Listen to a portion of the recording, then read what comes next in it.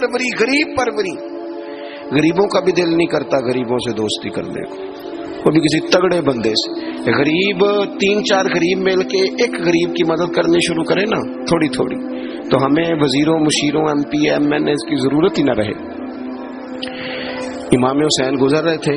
امام زین العابدین فرماتے ہیں کچھ لوگ زمین پہ بیٹھ کے روٹی کھا رہے تھے، تو انہوں نے امام صاحب سے کہا حضور آ جائیں.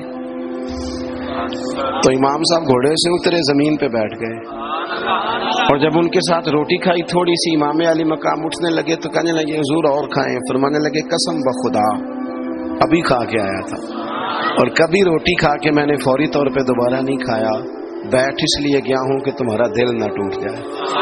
دل بدستاور کے حج اکبر است. عزیز دوستو، غریب پروری، بہادری، اور سب سے بڑی بات یہ کہ قناعت پسندی، تھوڑے پہ گزارا. یہ جو ہم روز دکھ سناتے ہیں نا اپنے بیٹوں کے، بیٹیوں کے، پریشانیاں آزمائیے ہم نے طاری کر لی. میں اکثر کہتا ہوں کسی کی بیٹی اتنا کام نہیں کرتی کہ اس کے ہاتھوں پہ چھالے پڑ جائیں، لیکن حضور کی بیٹی کرتی ہے. محبوب کی شہزادی یہ کام کرتی ہے کہ ہاتھوں پہ چھالے پڑ جائیں. نبی پاک صلی اللہ تعالی علیہ وسلم کی شہزادی یہ کام کرتی تھی، ڈیوٹی کرتی تھی ذمہ داری سے. اور کنز المال میں وہ چمکتے دمکتے لفظ حدیث کے موجود ہیں کہ اونٹ کے بالوں کی بنی ہوئی چادر اوڑھ کے سیدہ فاطمہ چکی پیس رہی. محبوب نے دیکھا، آنکھوں میں آنسو بھی آئے. پتہ فرمایا کیا؟ فرمایا فاطمہ بیٹا دنیا میں تھوڑی سی تکلیف برداشت کر، آخرت کی ساری عزتیں اللہ تجھے ہی عطا فرمائے گا. اپنے گھروں کے اندر یہ خوبصورت ماحول لائیں. اور پھر سب سے بڑی بات یہ تھی کہ ان کا جو رشتہ تھا نا مصلی کے ساتھ. سبحان اللہ. یہ اذان کس کی ہے؟ اذان ایک کا ہی جواب دینا ضروری ہوتا ہے جی. زیادہ اذانیں ہو رہی ہیں نا تو ایک کا ہی جواب دیا جاتا ہے. آپ توجہ کریں میری بات پر. عزیز دوستو، نبی پاک صلی اللہ علیہ وسلم بڑی تگڑی ہے. او جناب وہ آج کل جو ہمارے نقیبے محفل ہوتے ہیں نا وہ تو کوئی صلی اللہ علیہ وسلم. ہمارے جو محفل کے اسٹیج سیکٹری ہوتے ہیں وہ تو کوئی 3-4 منٹ لگاتے ہیں جنت میں بھیجنے میں، پر نعت خواں تو 1.5 منٹ ہی لگاتا ہے. اندر تسی جلسہ کراؤ تو جنت واڈی.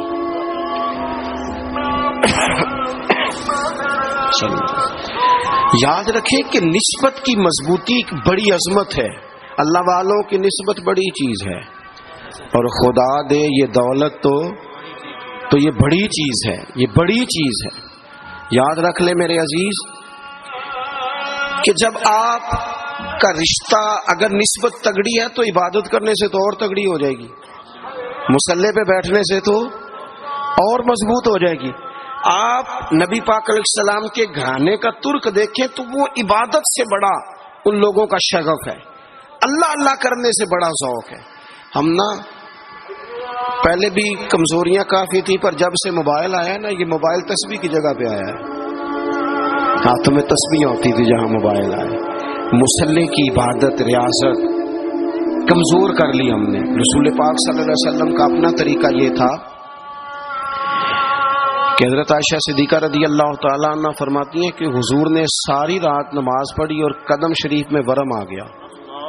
کبھی آیا ہمارے پیروں میں ورم عبادت کر کے؟ ساری رات نماز پڑھی، قدمین شریفین میں ورم آ گیا. اور جب قدموں میں ورم آ گیا نا تو فرماتی ہیں میں نے عرض کی یا رسول اللہ آپ کے تو صدقے اللہ اگلے پچھلوں کے گناہ معاف کرے گا، اور آپ اس قدر زیادہ آہوزاری کرتے ہیں.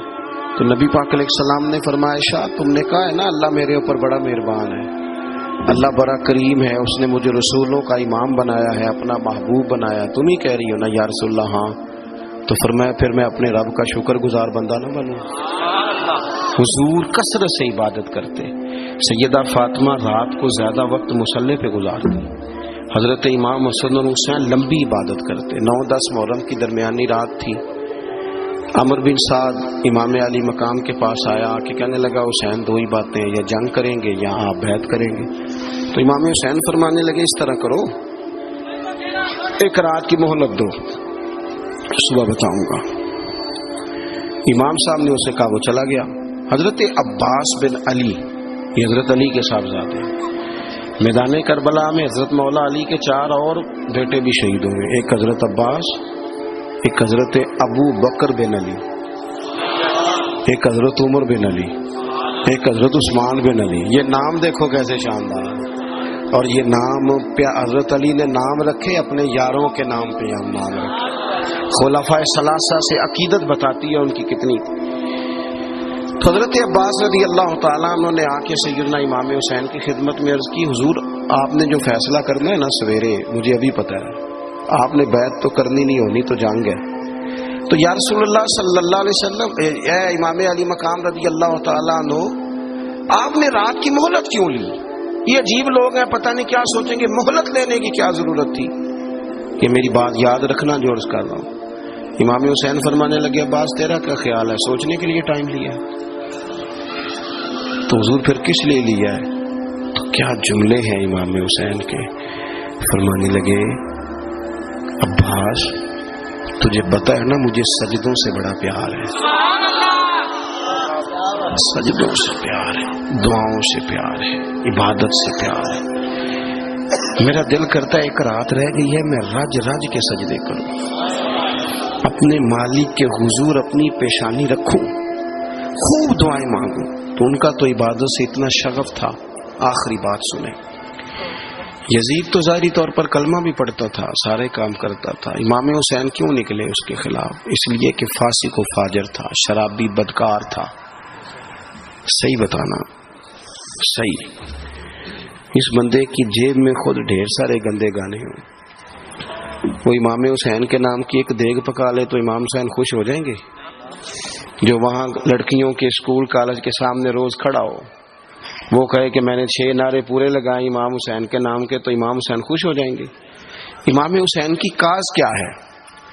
وہ کہتے ہیں کہ ایسے لوگ جو فاسق و فاجر ہوں، اعلانیہ گناہ کرنے والے، وہ کبھی بھی اعلان حکومت پہ آنے نہیں چاہیے. اور اگر ہم سپورٹر ووٹر ان لوگوں کے ہوں، ہم انہی لوگوں کے سپورٹر ووٹر ہوں جو ظالم ہیں، فاسق و فاجر ہیں، اور ہم بات کریں امام حسین کی، ہم سے نہ رقم ہوں گے قصید یزید کے. ہم لوگ تو حسین کے سیرت نگار ہیں. دورنگی چھوڑ کے یک رنگ ہو جا، سراسر موم ہو جا یا سنگ ہو جا. آپ کبھی کسی ظالم کے سپورٹر نہ بنے، کبھی بھی. آپ کو پتا چل گیا بندہ غلط ہے تو ڈٹنا سیکھے، کھڑے ہونا سیکھے. وَلَا تَحْسَبَنَّ اللَّهَ غَافِلًا عَمَّا يَعْمَلُ الظَّالِمُونَ. اللہ ظالموں کے کاموں سے بے خبر نہیں ہے. کبھی کسی ظالم کی سپورٹ نہ کرے، کبھی بھی. میرے نبی پاک علیہ السلام نے فرمایا، جس نے زمین کی ایک بالشت پر ظلم کیا نا، اللہ 7 زمینوں کا توق بنا کے قیامت کے دن اس کے گلے میں ڈال دے گا. کبھی کسی ظالم کے ساتھ کھڑے نہ ہونا، کبھی بھی. ایک منٹ کے لیے. وہ ایک دفعہ ایران کا ایک بادشاہ تھا، تو اس نے سوچا کہ میں اپنے بیٹے کو نا گھوڑ سواری سکھا لی ہے، تیر اندازی سکھائی ہے، تو میں نہ اسے دین بھی پڑھاؤں. اس نے ایک بزرگ عالم کا انتخاب کیا کہ میرے بیٹے کو آپ نہ کتاب و سنت پڑھائیں. تو بچہ ایک زمانہ استاد کے پاس کئی سال جاتا رہا. جب اس کی تعلیم مکمل ہو گئی نا، تو ایک دن فارغ ہو گیا. جس طرح ہمارے ہاں چلے آمین ہوتی ہے یا دستار ہوتی ہے، بچے کی تکمیل ہو گئی. ایک دن ویسے ہی استاد صاحب نے گھر بلایا، کہا پتر میرے پاس آؤ. بچہ چلا گیا تو استاد صاحب نے اندر سے کنڈی لگا لی اور بچے کو کافی سارے تھپڑ مارے، کھینچا، زد و کوب کیا، مارا. بچے نے گھر آ کے والد کو شکایت لگائی تو والد کہنے لگے، پتر تیرے استاد عالم فاضل بندے ایسے بلا وجہ مارا، میری سمجھ میں نہیں آتا. ماں کو کہا تو اماں کہنے لگی، پتر تیرا باپ کہتا تو ٹھیک ہے، چلو حالات بدل گئے، زمانہ بیت گیا. وہ بادشاہ فوت ہو گیا، یہ بیٹا تخت پہ بیٹھا. اب وہ درد نہیں جاتا تھا اندر سے کہ استاد نے زیادتی کی میرے ساتھ.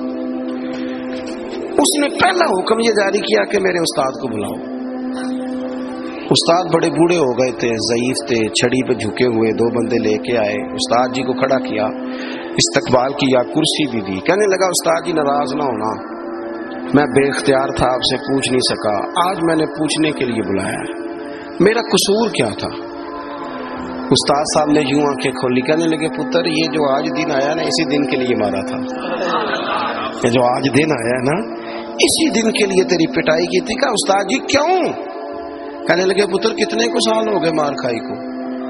کہا کو 13-14 سال ہو گئے، بھولی تو نہیں نا زیادتی؟ کہا جی بھولی نہیں۔